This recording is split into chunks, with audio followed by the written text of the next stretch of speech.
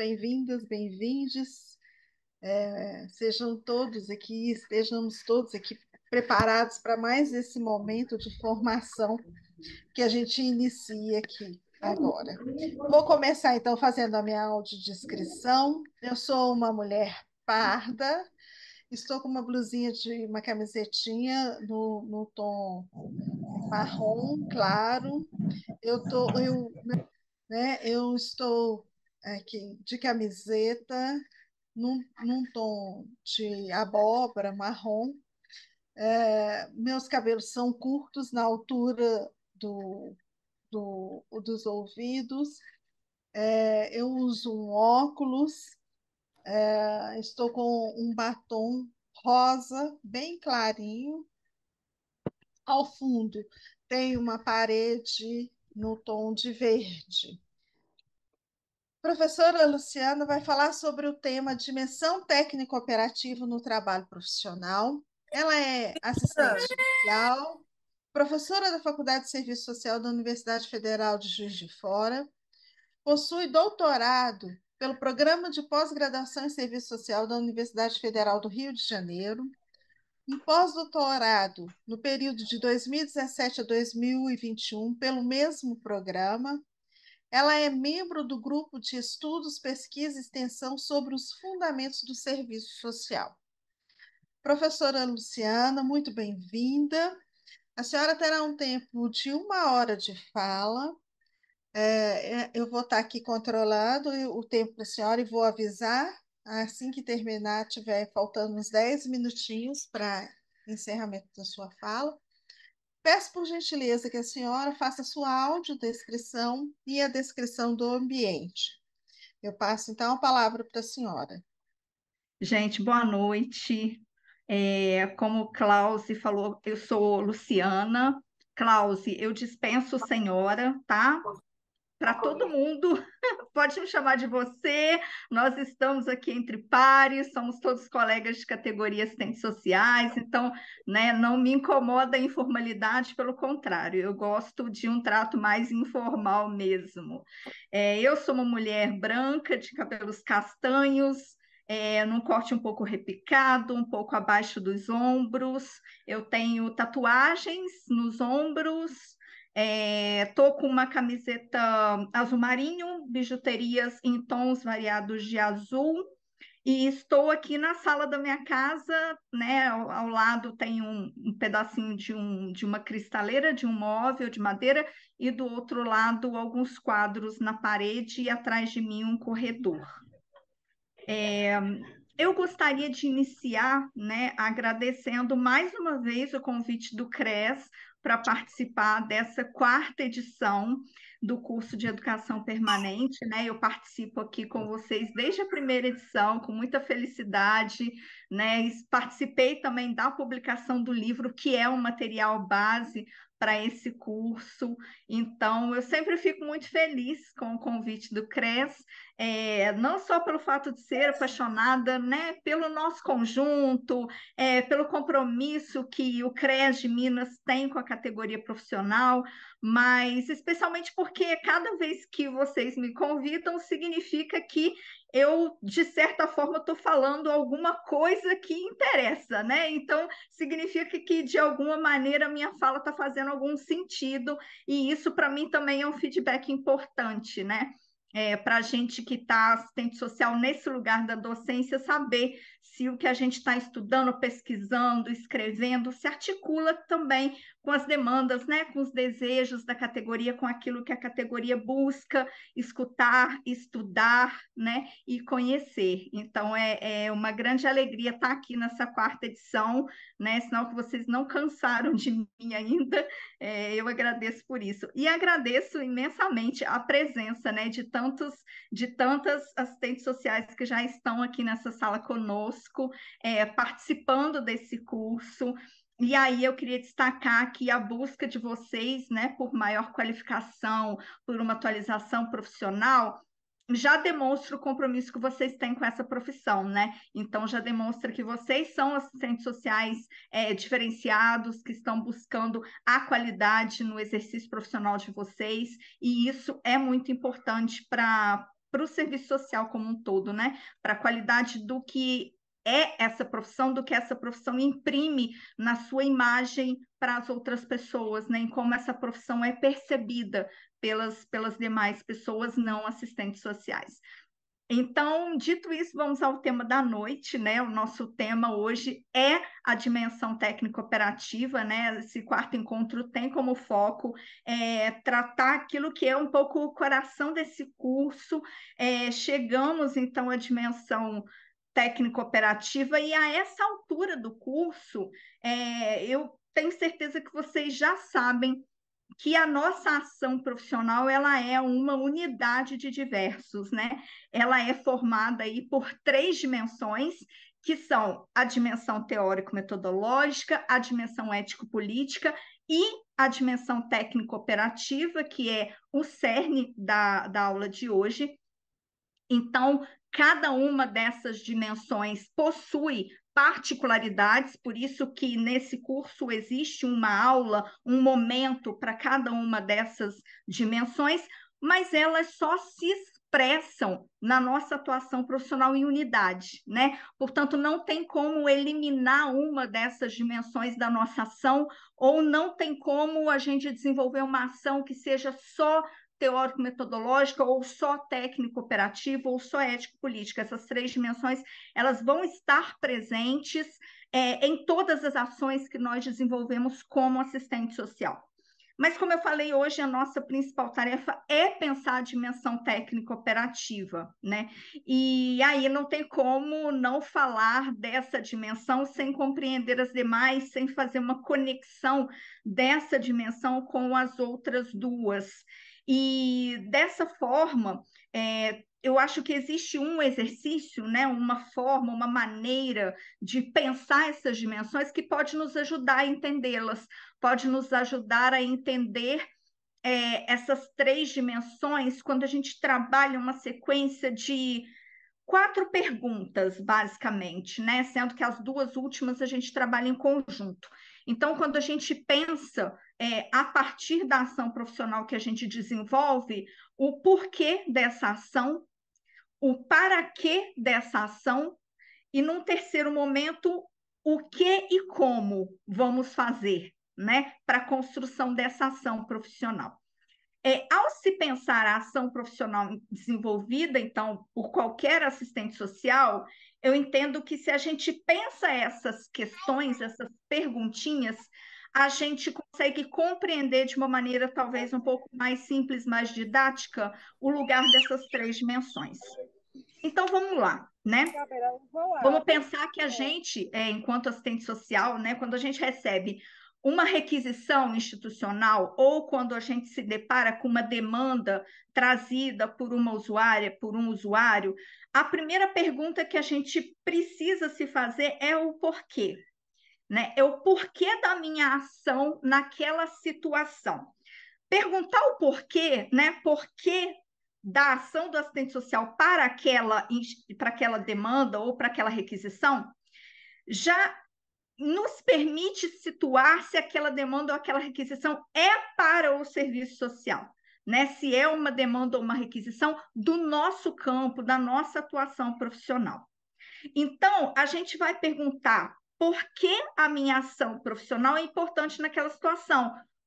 Porque, a depender da resposta, é uma demanda que nos compete, né? Está no rol das nossas atribuições ou das nossas competências, ou, a depender da nossa resposta, a gente vai identificar como uma requisição indevida, como algo que não é para o serviço social. Quando a gente pergunta por que a nossa ação profissional está sendo chamada mediante aquela demanda ou aquela requisição, a gente está buscando perceber a origem dessa demanda, a raiz dessa requisição.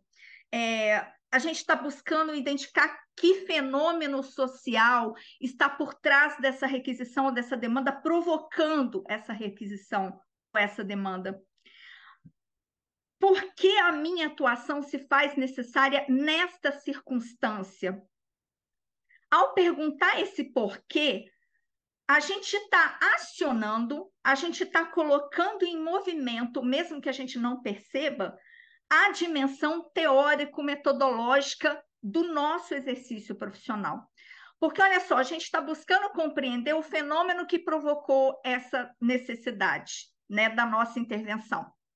E aí, perguntar por quê nos leva para o exercício de uma análise dessa realidade, da realidade em que o usuário está inserido, da realidade que está recortando, que está atravessando, que está incidindo na vida dessa usuária. Por que a instituição está me pedindo isso, se é uma requisição institucional?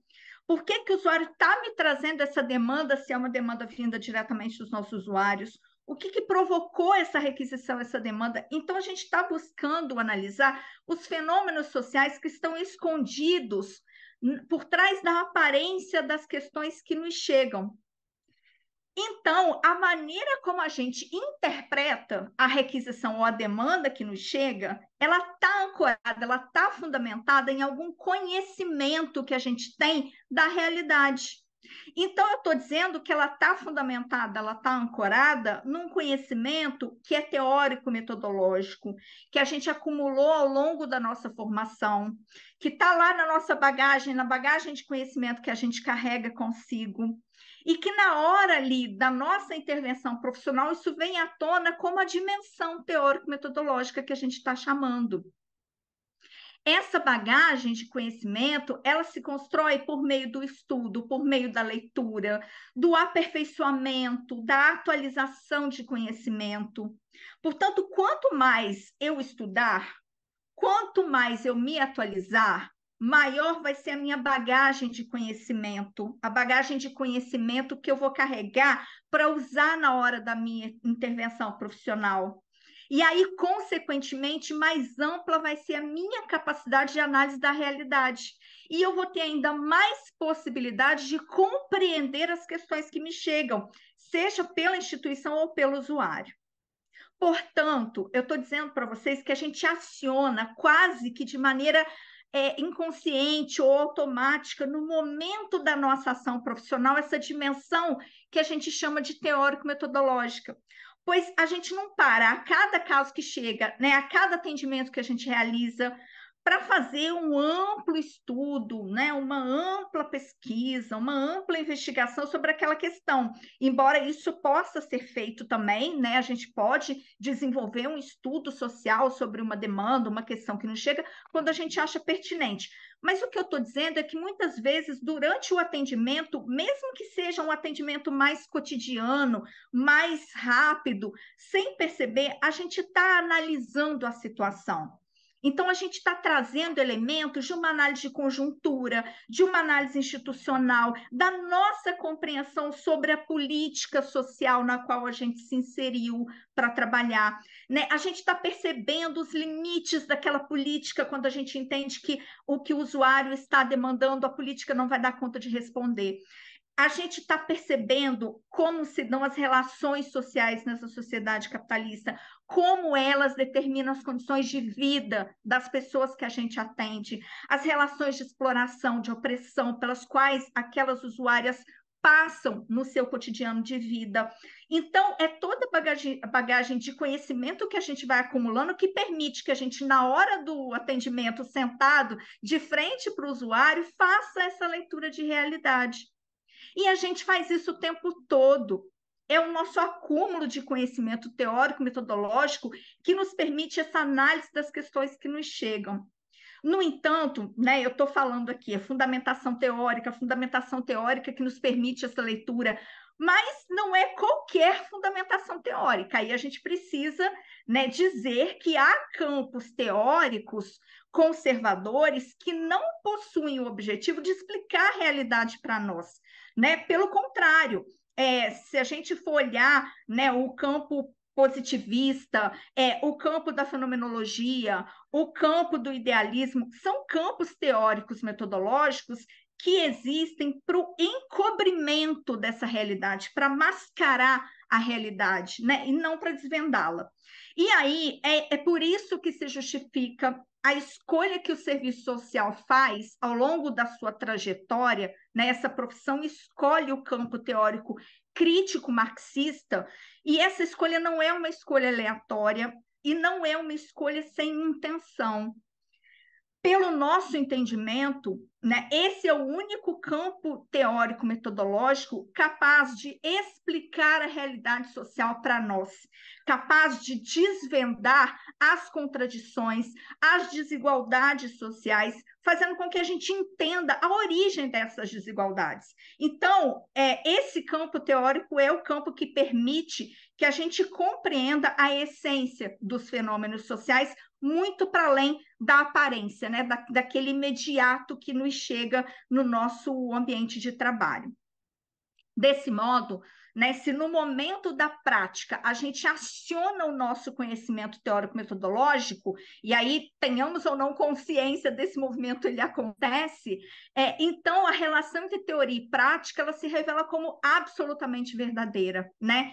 É completamente falsa a ideia de uma dicotomia na relação teoria e prática, né? É completamente falsa aquela frase famosa que fala que na prática a teoria é outra.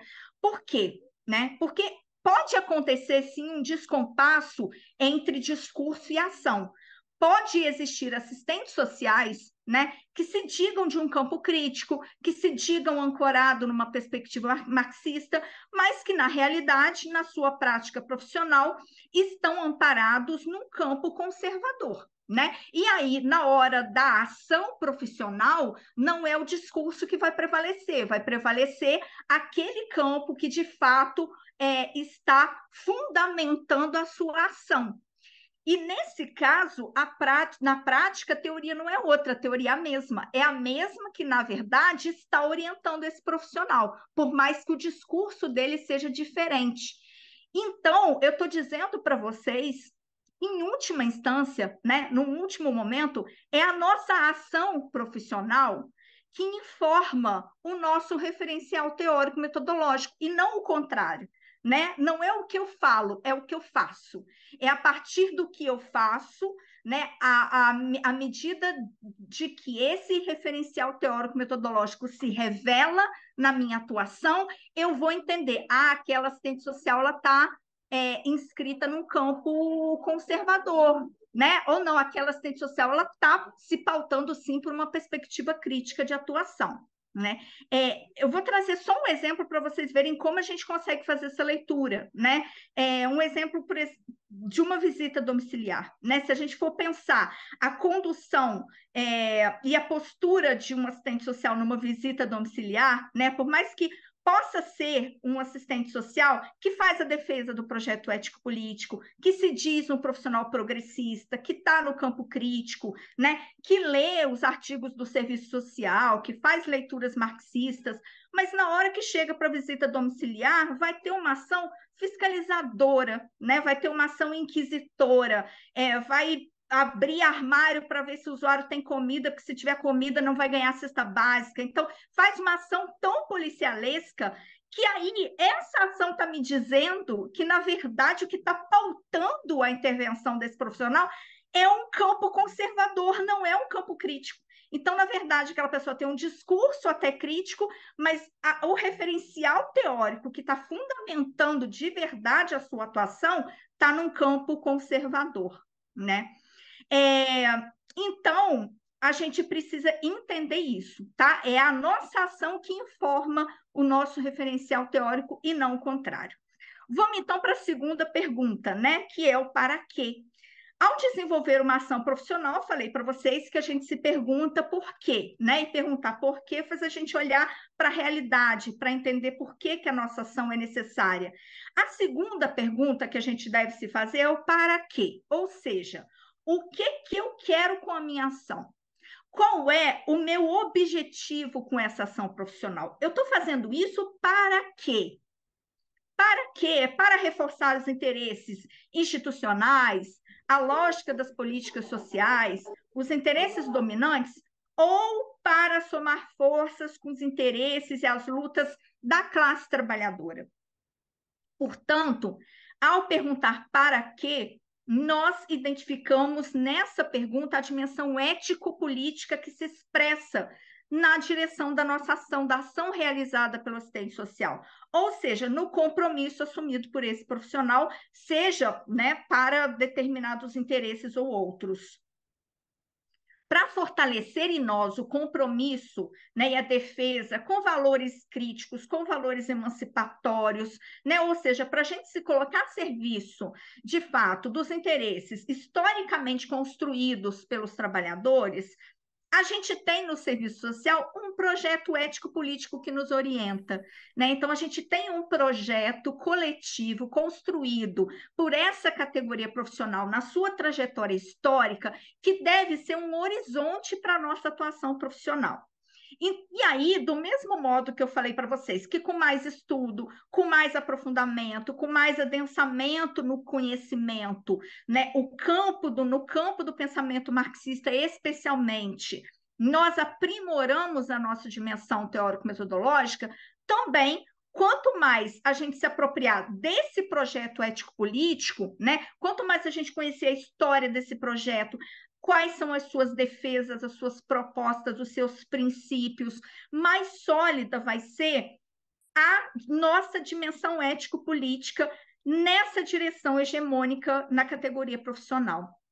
Por isso, é fundamental que nós, assistentes sociais, façamos o exercício de, no momento do nosso exercício profissional, a gente buscar se pautar pelos valores que essa profissão defende, né? E aí, eu acho que talvez esse seja o maior dos desafios hoje do processo formativo de assistentes sociais, porque a gente se pautar pelos valores defendidos hoje pelo serviço social, por esse projeto de profissão, por esse projeto crítico que está assentado no campo marxista, né, requer a desconstrução em nós de valores burgueses que foram sendo introjetados em nós ao longo da vida.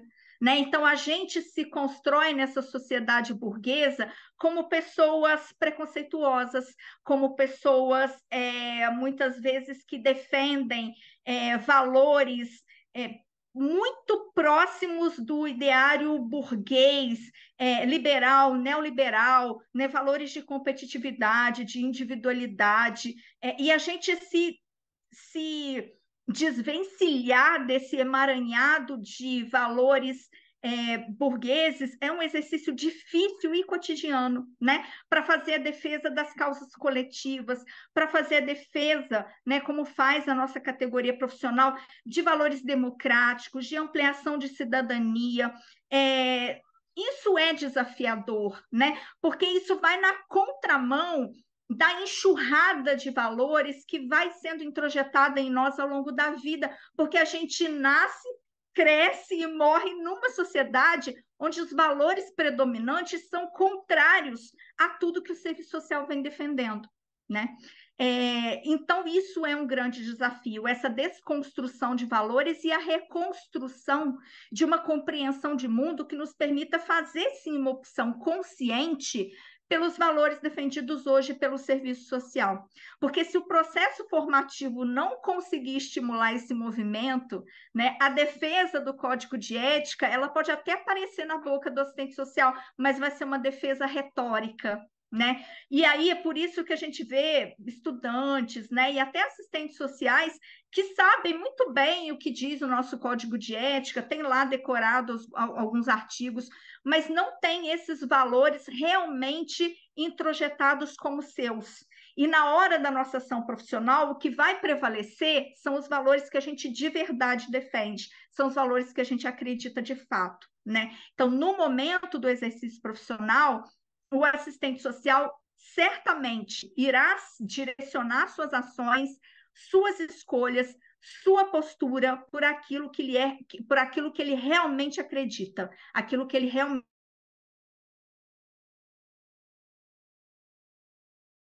vão aparecer na sua atuação profissional. Mas se não forem, né, se forem princípios em contrário, é muito provável que esses valores contrários àqueles que nós defendemos se expressem na sua ação profissional. Por fim, a gente chega, então, às duas últimas perguntas, né, que nos levam à dimensão técnico-operativa. A dimensão técnico-operativa, ela foi a primeira dimensão a ser reconhecida pela nossa categoria profissional. Então, desde o surgimento do serviço social, assistentes sociais já reconheciam que a sua ação profissional se realizava por meio de uma intervenção técnico-operativa. Mas essa dimensão, ela não era entendida como a gente entende ela hoje. Lá no período do serviço social tradicional, né, ali pelos anos 30 até os anos 60, início dos anos 70, essa dimensão técnico-operativa, ela era tida como a mais importante, ou melhor, como a única existente, né? Pois nesse período não se admitia que a nossa ação ela fosse ética e política, né? Ela era uma ação considerada neutra, muito pautada no discurso positivista da neutralidade, e não se falava também que a nossa ação profissional era fundamentada por determinado campo teórico metodológico, que a nossa formação, afinal de contas, ela era muito pautada em elementos doutrinários, né, da própria Igreja Católica, às vezes mais elementos doutrinários do que conhecimento científico.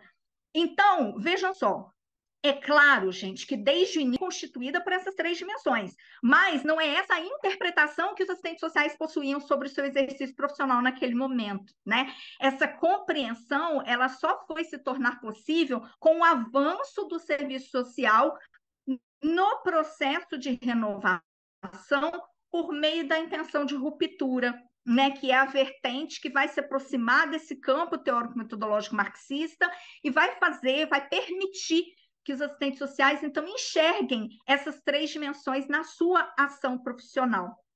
E aí, o primeiro movimento de afirmação da intenção de ruptura no serviço social foi por meio de seu amadurecimento teórico, né? A gente pode ter como marco desse amadurecimento teórico, metodológico, o livro da Marilda Yamamoto com Raul de Carvalho, né? A publicação do Relações Sociais e Serviço Social no Brasil, que é um livro obrigatório para assistentes sociais, né? Eu brinco com os meus alunos que eles não podem se formar, eu não dou diploma se não ler esse livro da Marilda, né? E algum assistente social que, porventura, já tenha o seu diploma em mãos e não tenha lido esse livro, não precisa rasgar o diploma, é só ler o livro, né? Que aí conserta rapidamente esse equívoco, mas a gente não pode ser assistente social sem a leitura desse livro que explica para nós a origem dessa profissão nessa sociedade, né? Que explica para nós como aparece, como surge o serviço social no Brasil.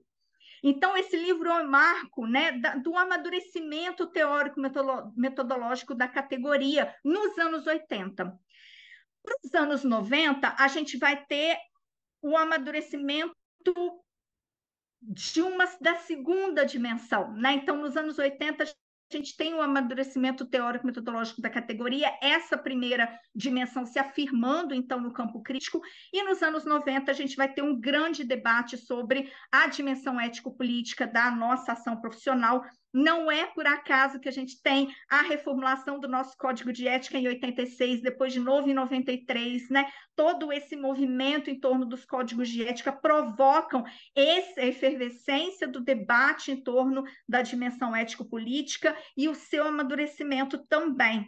Então, a gente demorou um certo tempo, né? Porque a gente precisava também amadurecer outras coisas na profissão, até a gente poder olhar de novo para o campo teórico, para o campo técnico-operativo, desculpa, né? Ao longo dos anos ali 80 e 90, com esses debates teórico-metodológico, ético-político, o campo técnico-operativo acaba ficando meio de lado, acaba ficando meio de escanteio ali, né? Era meio considerado patinho feio, é como se falar de dimensão técnico-operativa fosse menos importante, é como se falar de dimensão técnico-operativa fosse ser tecnicista, e aí fica, né, nesse momento, a gente vive um pouco o receio da categoria profissional em tratar essa dimensão técnico-operativa com medo do seu passado, daquele passado tecnicista, né, de incorrer de novo naqueles equívocos. Mas aí, na virada para os anos 2000, né, a gente começa a ter novamente produções sobre essa dimensão, sobre a dimensão técnico-operativa, e aí a gente começa a entender que tratar de dimensão técnico-operativa não é ser conservador, né? É preciso tratar de dimensão técnico-operativa com o acúmulo teórico, metodológico e ético-político que já se tem com as décadas anteriores. Então, aí, nos anos 2000, a gente então vai dar uma guinada para pensar essa dimensão técnico-operativa a partir dessas bases críticas, né? E aí a gente chega então às duas últimas perguntinhas que eu sinalizei para vocês lá no início, né? Por que e como? Pensar nas questões o que, né? A gente passou pelo porquê, pelo para quê, e agora a gente chega no o que e no como. E aí, pensar nessas questões, o que e como, é pensar na dimensão técnico-operativa. É mobilizar os elementos que compõem essa dimensão técnico-operativa.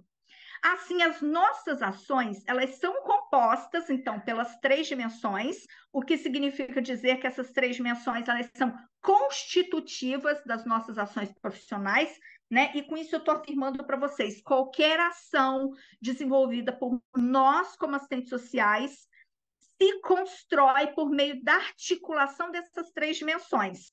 Tenhamos ou não consciência disso, né? Entendamos ou não esse processo, ele acontece. E quando essa ação profissional ela se realiza, quando ela se materializa, ela revela essas três dimensões, porque ela expressa o nosso direcionamento teórico-metodológico, né? O fundamento teórico que sustenta a nossa ação, ela vai expressar o nosso compromisso ético-político, porque ela vai revelar, né, os nossos valores, os interesses que a gente está reforçando, que a gente está defendendo, e ela se materializa, ela se apresenta através da dimensão técnico-operativa, porque ela revela os nossos instrumentos, as técnicas utilizadas, os procedimentos realizados, as nossas estratégias e táticas profissionais. Portanto, a gente pode dizer que a dimensão técnico-operativa é aquela que nos é visível aos olhos, sabe, assim, aquilo que se enxerga do fazer profissional do assistente social, pois os elementos que compõem essa dimensão são aqueles que são vistos pelas pessoas que observam a atuação do assistente social. Então, quando um assistente social está ali desenvolvendo uma ação profissional, ele está manuseando seus instrumentos, ele está se utilizando de uma técnica, ele está realizando um determinado procedimento, é isso que as pessoas estão enxergando. E as pessoas identificam a atuação profissional do assistente social muito com a sua dimensão técnico-operativa. Mas a gente, a essa altura, já sabe que a nossa intervenção profissional é muito mais que a dimensão técnico-operativa. Ela é a junção dessas três dimensões. Portanto, ela possui um referencial teórico e uma direção política. Então, a gente pode dizer que os principais elementos que pertencem ao campo da dimensão técnico-operativa são os instrumentos, as técnicas, os procedimentos, as estratégias, as táticas e a própria ação desenvolvida pelo assistente social. Então, tudo aquilo que é visível aos olhos, tudo aquilo que as pessoas enxergam no fazer profissional do assistente social compõe essa dimensão que a gente está chamando aqui de técnico-operativa. Ou seja, tudo aquilo que é rapidamente percebido, visto, identificável na nossa ação profissional está nesse campo técnico-operativo. E aí, para o desenvolvimento das ações profissionais, o assistente social vai lançar mão de instrumentos, né? Escolhendo aquele que cabe, aquele que melhor cabe na ação que ele está desenvolvendo. No entanto, os instrumentos também não podem ser tomados isoladamente. Os instrumentos, eles vão sempre estar articulados a uma técnica, porque a técnica é a habilidade de manuseio do instrumento, é conhecimento que permite o manuseio daquele instrumento. E esses são elementos relacionais. O instrumento está sempre relacionado à técnica e vice-versa. Então, a gente considera, né, um instrumento um elemento potencializador da ação profissional. O instrumento ele consiste num conjunto de recursos ou meios que permitem a operacionalização da ação profissional. Os instrumentos são aqueles elementos necessários à atuação técnica, né, através dos quais os assistentes sociais podem efetivamente objetivar as suas finalidades. Já técnica, ela está associada à habilidade no uso do instrumento. Ela é uma qualidade atribuída aos instrumentos, mas ambos são imprescindíveis para a concretização do exercício profissional, desde que situados no próprio projeto profissional, né, na própria instrumentalidade da profissão. Então, os instrumentos são meios pelos quais podem se efetivar as escolhas profissionais dos assistentes sociais. Os instrumentos são, dessa forma, os meios que preenchem a ação de conteúdo. São elementos que contribuem na passagem do objetivo do profissional, ou seja, a passagem da sua finalidade ideal para a materialização da ação, que é a concretização do real. Portanto, a escolha do instrumento, ela é uma escolha tática, ela é uma escolha importante. Escolher o instrumento é estar decidindo o que fazer. Os instrumentos são, então, por natureza, na sua concepção abstrata, neutros. Mas as escolhas dos assistentes sociais não são. Né? E por que eu estou dizendo que os instrumentos são neutros? Vou pegar o exemplo de novo da visita domiciliar. Não existe visita domiciliar, a visita domiciliar ela não é, por natureza, crítica ou conservadora. Né? Ela é a visita, na sua concepção, na sua abstração, ela é um instrumento neutro. O que vai tornar a visita uma visita ancorada num campo crítico ou num campo conservador é a postura profissional. Então, vai ser a técnica utilizada, a técnica empreendida. O instrumento é neutro, mas a técnica não é. E se a técnica é o manuseio do instrumento, a maneira como a gente escolhe manusear esse instrumento vai dizer se a gente está utilizando esse instrumento numa direção conservadora ou numa direção crítica, né? Então, eu estou dizendo que os instrumentos não carregam em si uma tendência própria de serem críticos ou conservadores. Quem imprime essa tendência ao instrumento é o próprio profissional. É a ação profissional por meio do uso de uma técnica, né?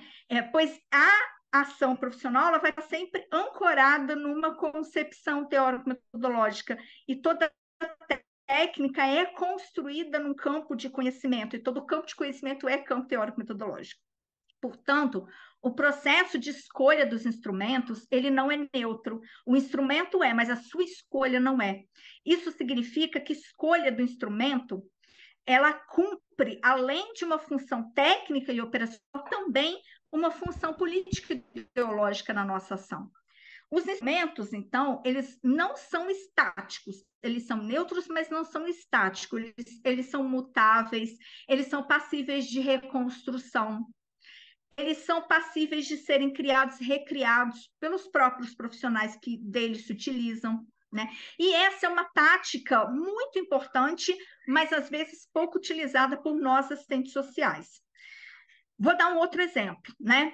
Um assistente social que chega para trabalhar num determinado espaço socioocupacional novo, e aí se coloca naquele espaço e começa já a usar os instrumentos construídos, formulados previamente naquele espaço institucional, sem analisar com criticidade se aqueles instrumentos vão de fato contribuir no alcance dos seus objetivos profissionais.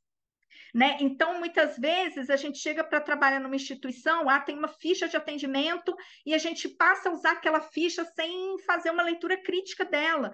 Ela nos serve? Que perguntas são feitas? Essas perguntas cabem? Eu posso atualizar essa ficha? Né? O que de novo eu posso trazer para ela? Isso faz parte da nossa autonomia relativa, né? E se a nossa autonomia relativa não é uma autonomia, né, tão elástica, tão ampla, a gente tem uma autonomia técnica, né, nesse manuseio dos nossos instrumentos que nos permite essa avaliação do instrumento, essa proposição, né, de recriação do instrumento, e às vezes a gente faz pouco esse movimento, né?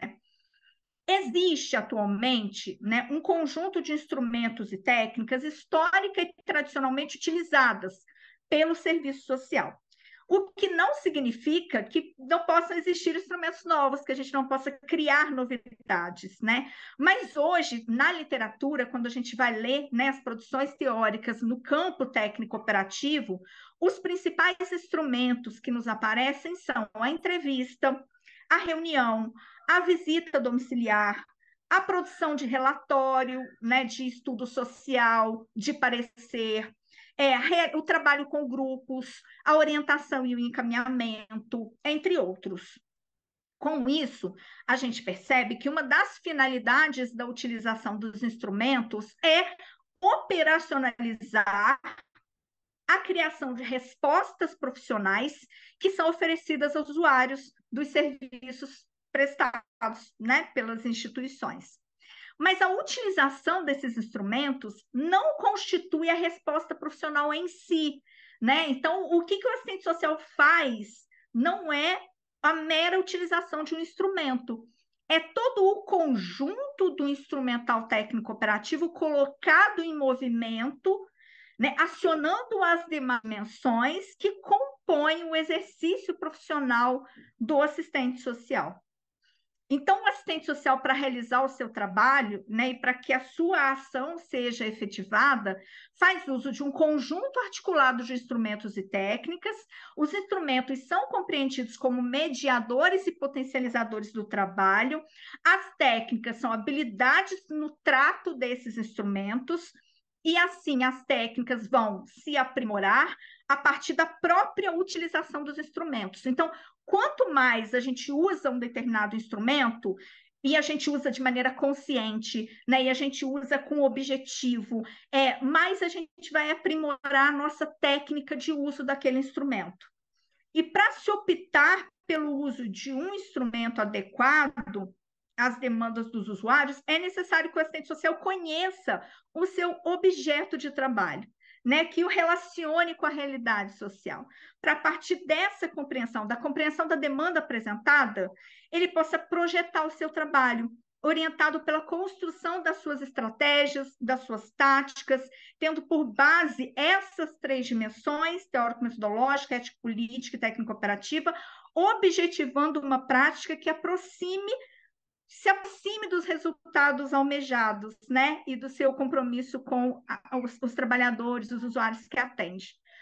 Por isso, eu afirmei para vocês que a técnica não é neutra, né? A técnica, ela comporta em si uma intencionalidade, porque ela é a manifestação de um determinado saber, e nenhum saber é neutro. Então, o conhecimento técnico é sempre produzido a partir de determinado processo sócio-histórico que imprime a ele uma direção. Toda técnica é formulada a partir de determinada concepção de mundo e expressa intenções sociais. Dessa forma, a técnica não se encontra isenta das escolhas políticas. Ao contrário, né? Ao escolhermos uma técnica, a gente já está exercitando uma certa concepção política, uma certa escolha, né? Por um posicionamento político. Por isso, né, como ressaltamos anteriormente, a escolha da técnica a ser utilizada no manuseio de determinado instrumento, ela é uma escolha tática do assistente social.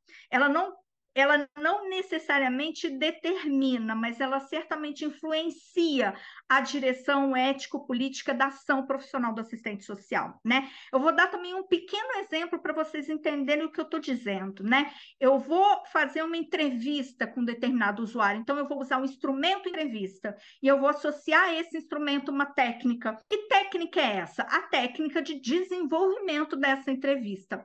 E aí eu posso escolher, né, realizar uma entrevista totalmente estruturada, com questões fechadas, onde o meu usuário só vai ficar respondendo ali sim ou não. Ou eu posso escolher realizar uma entrevista mais dialogada, né, trazer perguntas mais abertas, estar atenta, ouvindo os elementos que o usuário me traz de resposta, e às vezes até abandonando um pouco o meu roteiro, né, e com uma escuta mais atenta, mais qualificada, eu desdobrar questões que eu percebi da fala do usuário, né, para chegar perto das reais necessidades daquela pessoa, né? Porque o nosso intuito maior deve ser mapear as necessidades daquele usuário para ver onde a gente pode intervir na garantia, na aproximação, na defesa dos direitos, né, que por vezes possam estar sendo negados àquela pessoa. Então, a técnica de entrevista vai ser uma tática fundamental, né, para o desenvolvimento do meu trabalho.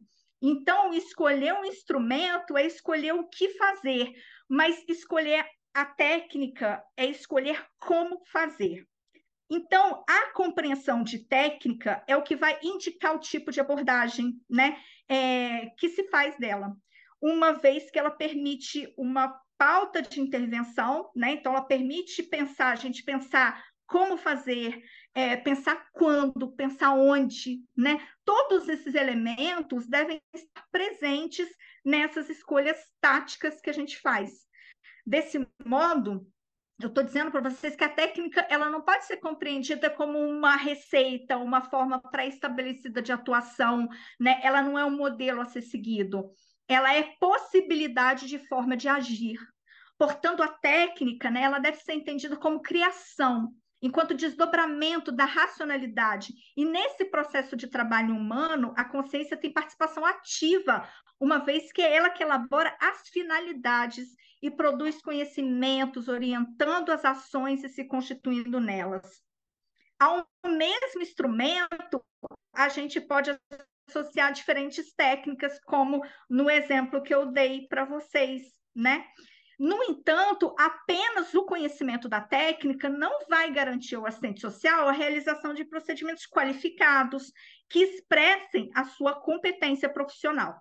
Ao conhecimento técnico, necessariamente devem se somar outros tipos de saberes, né? O conhecimento teórico-metodológico e o conhecimento ético-político. Entretanto, torna-se importante ressaltar que o processo de intervenção profissional do assistente social, ele não se constrói a priori, ele se faz no seu trajeto. E essa construção é um processo que não depende exclusivamente do assistente social, mas envolve vários outros sujeitos, né? Como a própria instituição onde o profissional se encontra, outros profissionais, porque ele pode trabalhar em equipe, os próprios usuários, que são coparticipantes do momento da nossa atuação. Nesse sentido, a gente destaca a importância da elaboração de estratégias e táticas profissionais, não como uma pré-determinação do fazer, não como um manual a ser seguido, mas como orientações que indicam possibilidades de se alcançar ou pelo menos se aproximar de um determinado objetivo. Então, a gente está considerando estratégias e táticas como componentes de significativa importância para a atuação profissional qualificada do assistente social, pois a sua elaboração exige atitude de planejamento por parte dos assistentes sociais. E aí, gente, vamos combinar, né, que atuar de maneira planejada é sempre muito melhor do que atuar de maneira improvisada.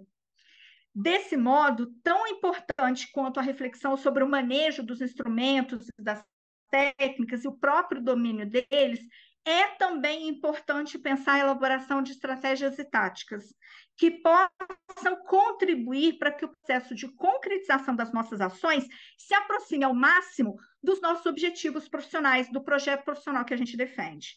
Pensar, então, em estratégias e táticas supõe pensar na organização do trabalho, supõe pensar a sistematização desse trabalho realizado, né? Buscando ali superar o instituído no cotidiano profissional. Vamos ver um exemplo, então, né? Se eu tenho como objetivo conhecer melhor a dinâmica de uma certa família que eu venho acompanhando, eu posso delimitar como minha estratégia, eu posso construir como uma estratégia a realização de uma visita domiciliar. E com isso, né, eu estou dizendo que a estratégia se refere ao instrumento e se relaciona ao que fazer. Então, sempre que a gente vai pensar uma estratégia, a gente vai pensar o que fazer. mas eu preciso pensar as minhas táticas, né? As minhas táticas serão como, onde, de que maneira eu vou realizar essa visita. Então, é o planejamento da visita, é o agendamento da visita, é a organização, é a condução que eu vou ter dessa visita domiciliar. Então, eu estou dizendo para vocês que as táticas se referem às técnicas, né? Ao manuseio do instrumento, à utilização desse instrumento, e dessa forma se relacionam com o como fazer. Então, quando a gente pensa em como fazer, a gente está pensando em táticas profissionais.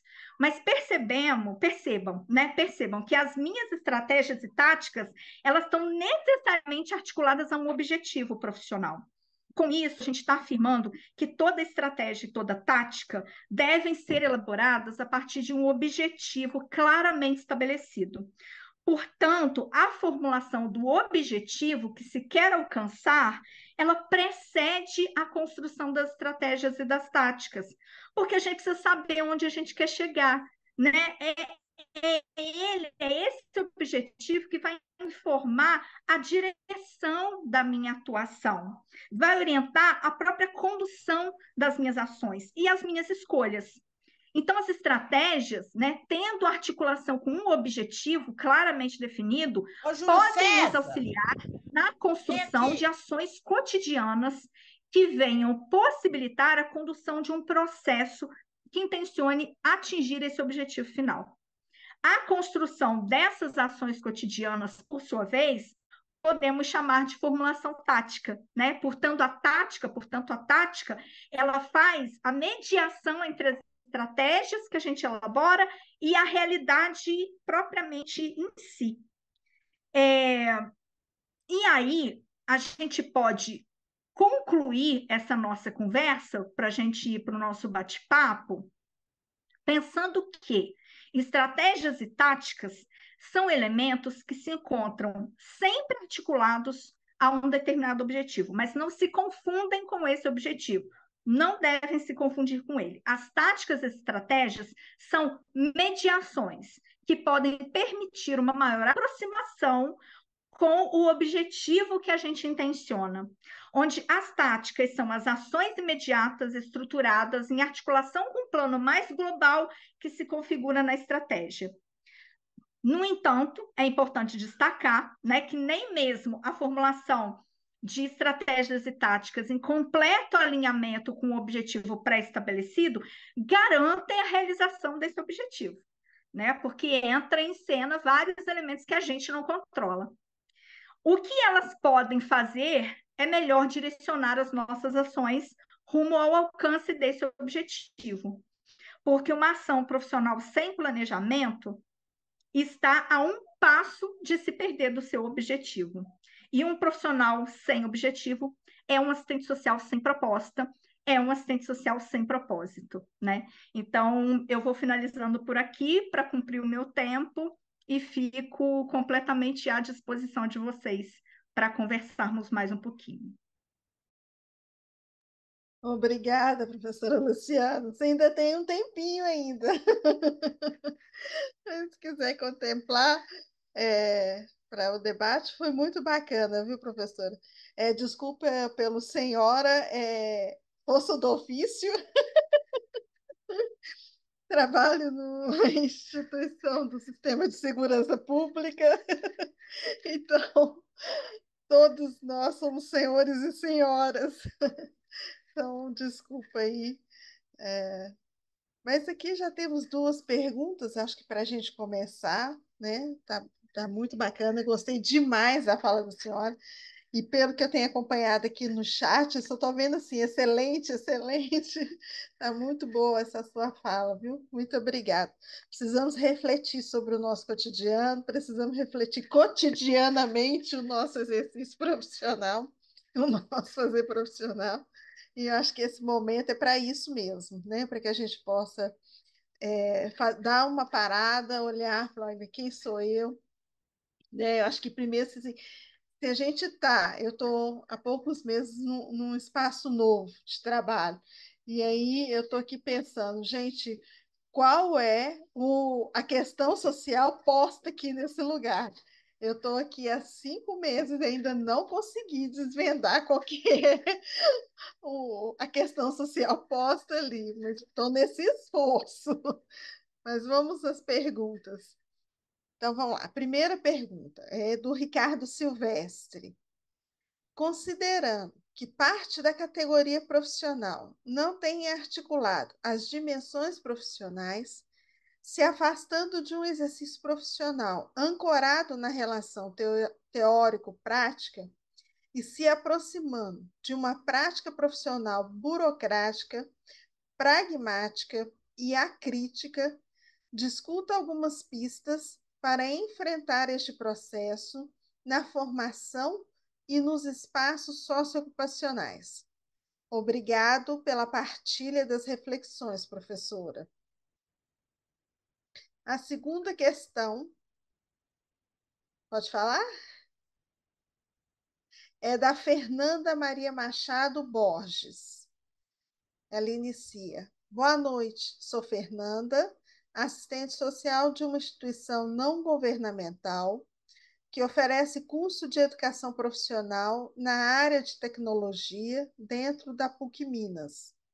Eu tenho uma dúvida acerca da metodologia de pesquisa quali-quantitativa que Eminaio traz em suas análises.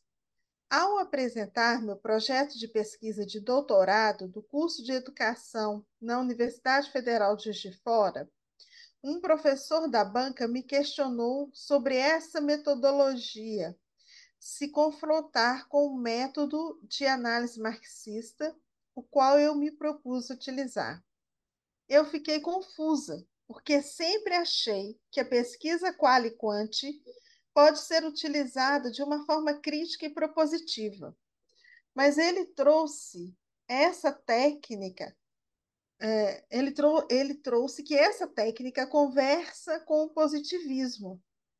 Eu argumentei sobre o meu posicionamento político e do olhar diferenciado a partir do método. Uma outra pergunta. Emanuela Aparecida Miranda. Professora, devido sua trajetória e estudos, conhece alguma fonte ou referência que informe quando, onde e como se deu a entrada de assistentes sociais na Rede Federal de Educação? Universidades, Cefetes, Cifetes, por aí. Uma quarta pergunta, que é do Luiz Flávio. Como superar o instituído do cotidiano? E uma quinta e última pergunta para fecharmos esse bloco, que é da Sidmara. Como correlacionar a dimensão investigativa com a dimensão técnico-operativa, ético-política e teórico-metodológica? Professora, antes que a senhora responda, eu peço por gentileza desculpa a todos, a todas aqui nesse momento, que eu esqueci de apresentar os nossos intérpretes de Libras, que é a Aline, e nesse momento estamos com o Patrick. Muito obrigada, Patrick e Aline. Peço desculpas por ter esquecido de apresentá-los no início da nossa conversa.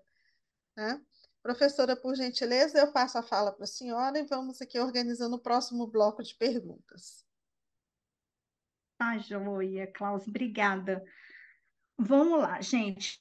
Muitas questões é, sem pretensão de responder, né, exatamente o que vocês estão perguntando, mas muito mais na intenção aqui de dialogar mais um pouco, de provocar, né, vocês para essa reflexão, para essa prática reflexiva. O Ricardo traz, né, a tendência posta hoje nas instituições para os assistentes sociais de um trabalho muitas vezes burocrático, rotineiro, né, acrítico, muitas vezes muito tecnicista mesmo, né? E como que a gente rompe com isso, né? Como que a gente que estratégias a gente pode construir para romper com esse tipo de atuação? E aí eu já vou conectar isso com a penúltima pergunta que apareceu, né? Que é como superar um instituído no cotidiano, que eu acho que é isso que a gente está buscando, então já vou responder aqui duas em uma.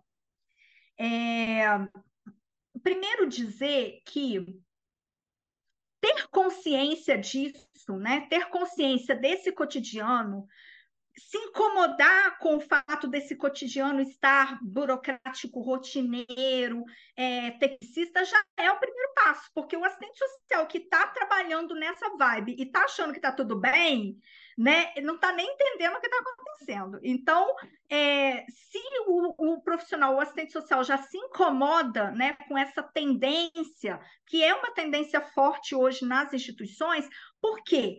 Né, as instituições, elas estão executando políticas sociais, e tanto o campo institucional quanto o campo da política social está ancorado em outros campos de pensamento, né? Então ali a gente vai ter uma incidência muito forte do positivismo, do idealismo de Weber na lógica da burocracia, né? Então a gente vai ter esses outros referenciais teóricos se chocando com aquele que a gente constrói na nossa formação. Eu não tenho receita de bolo, mas eu acho que a gente pode propor alguns movimentos, porque aí, gente, não ter aquela perspectiva messiânica, né, que a Marilda já critica, da gente achar que o assistente social vai resolver tudo, né, vai mudar tudo, vai... Não, né, a gente sabe que a gente também é trabalhador assalariado, então a nossa autonomia não é plena, ela é muito relativa, né, pelo fato da gente ser um trabalhador assalariado, a gente recebe uma série de demandas, de requisições que a gente tem que responder para justificar a nossa contratação, o nosso salário, né, o nosso emprego. Então, tem uma série de dificuldades e limites, né, que perpassam o nosso cotidiano. Mas eu acredito que alguns movimentos a gente possa sim fazer no sentido de qualificar melhor esse cenário onde a gente trabalha, né? Então, se a gente está atuando numa instituição que está todo mundo ali muito no automático, a gente pode propor para a equipe, gente, vamos fazer uma pausa e vamos fazer uma avaliação do nosso trabalho? Né? Vamos fazer uma avaliação do trabalho realizado aqui, e aí a gente, por exemplo, tira uma tarde, né, de um dia menos demandado na unidade para a gente se reunir enquanto equipe e para a gente fazer um planejamento coletivo da nossa ação. Então, atuar, né, a partir das ferramentas de avaliação, de planejamento, e aí construir planejamento estratégico, planejamento coletivo, né? Profissionalizar a nossa ação, fazer aquilo que eu disse, sair do improviso, né, sair do campo da boa vontade, do faço o que consigo, né, e qualificar a nossa atuação com instrumentos que profissionalizam de fato a nossa ação, né? Fazer um exercício de análise de conjunturas periódicas, né? Então, de 6 em 6 meses, a gente precisa fazer um exercício de refletir sobre a conjuntura, o que está acontecendo na política social onde o atuo teve mudança, né? Quais são as tendências postas, qual a correlação de forças, e aí como isso se expressa dentro da minha instituição. Então, fazer análise institucional é fundamental, né? Então, já falei aqui de 4 ferramentas que a gente pode lançar mão, né? A avaliação, planejamento, análise de conjuntura, análise institucional, sistematização das ações, né? Pegar as frentes de ação que a gente desenvolve e transformar isso em projetos de intervenção, escrever, colocar no papel, fazer registro, né, daquilo que a gente realiza, né? Uma vez eu cheguei para trabalhar numa prefeitura, né, para substituir uma assistente social que tinha passado num concurso e tinha ido embora, né, e não encontrei nenhum arquivo, não tinha um documento, não tinha um registro dessa profissional do que ela fazia ali. Né? E eu sei que ela fazia muita coisa, ela atendia muita gente, né? Os usuários vinham e falavam, eu era atendido por ela e tal, mas assim, ela não deixou nenhum material de registro do que ela fazia, então se perdeu a história do serviço social naquela instituição, eu tive que recomeçar tudo como se eu fosse a primeira profissional que estava chegando ali, sendo que não era, né? Então a gente fazer registro, né? E aí, por que fazer registro? Não é só pelo simples fato de registrar, é que às vezes, registrando, a gente gera informação. Gerando informação, a gente cria dado. Criando dado, a gente tem argumento para negociar com a instituição. Estão entendendo? Então, são caminhos que a gente precisa construir. Então, assim, eu não vou começar a registrar o que eu faço hoje e já colher frutos disso semana que vem, mas talvez no ano que vem eu colha. Talvez no ano que vem eu consiga apresentar um relatório para a instituição do que eu tenho feito, do que eu tenho percebido, das demandas que mais me chegam, né, do que os usuários mais me pedem. E aí, né, direcionar melhor a nossa ação, sair, né, desse campo tão burocrático, tão rotineiro, propor ações que realmente vão dialogar com as necessidades que os usuários estão me trazendo, né? Então, eu acho que tem muita coisa que a gente pode fazer. E a gente pensa melhor quando a gente pensa junto, né? Então, se tem uma coisa que eu posso, talvez a maior indicação que eu pudesse deixar para vocês não parem de conversar. Conversar entre vocês, conversar enquanto categoria profissional. Quem são meus pares? Quem são os assistentes sociais aqui do município que eu atuo? Né? Quem que trabalha, né, numa mesma perspectiva que eu e a gente pode agregar um no trabalho do outro? Porque a gente, trocando ideia aqui, a gente pensa melhor.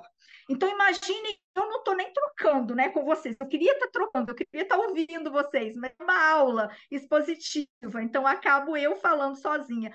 Mas se a gente estivesse trocando, se a gente estivesse conversando, a gente teria aqui muito mais ideias para além do que eu falei. Então, esse exercício, ele é fundamental.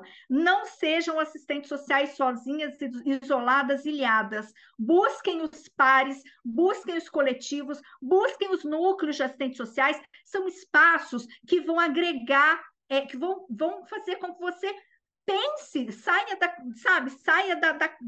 da casinha, né? Olha para fora da caixa, né? Pensa coisas que você às vezes não está conseguindo enxergar lá no seu cotidiano.